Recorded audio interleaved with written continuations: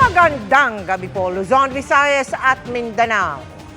Isinusulong ngayon sa Senado ang isang draft resolution para ipabasura ang impeachment complaint laban kay Vice President Sara Duterte kahit hindi dumaraan sa paglilitis. Ang nasa likod nito, ang kaalyado ng mga Duterte na si Senador Bato de la Rosa. Pero umaalma dito ang ilang senador. Nanindigan sila ang kailangan dinggin ng Senado ang impeachment case na mandato ng saligang batas. Nakatutok si Mab Gonzales. Sa draft resolution na kumalat sa Senado, ipinapabasura ang impeachment complaint laban kay Vice President Sara Duterte nang hindi dumaraan sa paglilitis. Nakasaad dito na dahil hindi pwedeng tumawid sa susunod na 20th Congress ang impeachment trial ng bise at wala ng oras ang kasalukuyang Senado para talakayin ng articles of impeachment dahil pa-adjourn na sila ngayong June 13, dahil na rin sa timing ng pagtransmit ng Kamara sa kanilang impeachment complaint, dapat ideklara ng Senado ang de facto dismissal ng impeachment case laban kay Duterte. Walang pirma at pangalan ng may akda, pero may ilang senador na nagkumpirma merong tumatrabaho ng dismissal ng impeachment complaint sa pamamagitan ng botohan. Pinapapirmahan po sa inyo. Pinapapirmahan. Hindi naman, pero babasa lang. Pwede po malaman kanino galing. Kanino galing? Sino nagbigay sa'yo?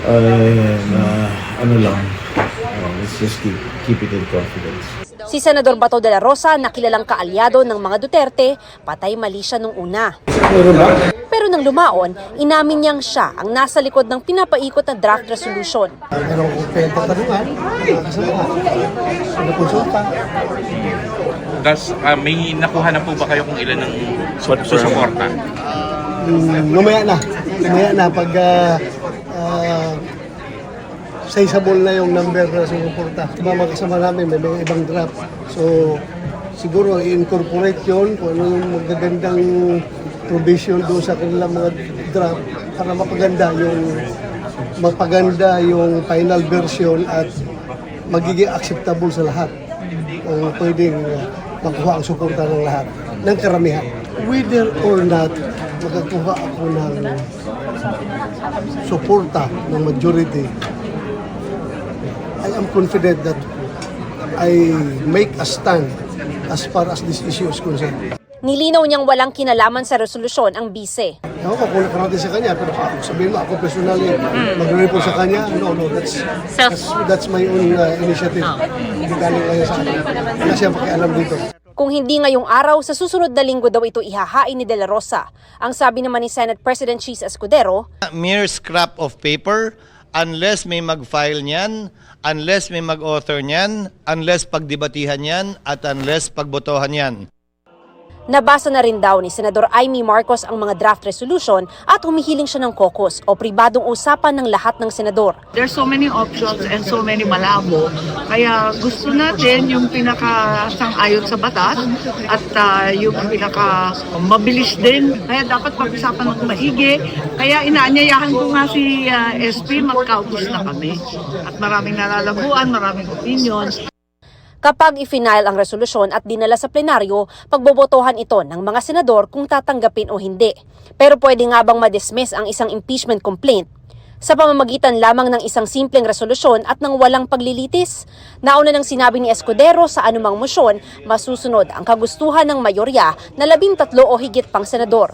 Kung may question sa kahihinatnan nito, pwede itong iakyat sa Korte Suprema. Gayunpaman, nanindigan ng ilang senador na kailangang dinggin ng Senado ang impeachment case na mandato ng saligang batas. I expected something like that because the elephant in the room is very simple.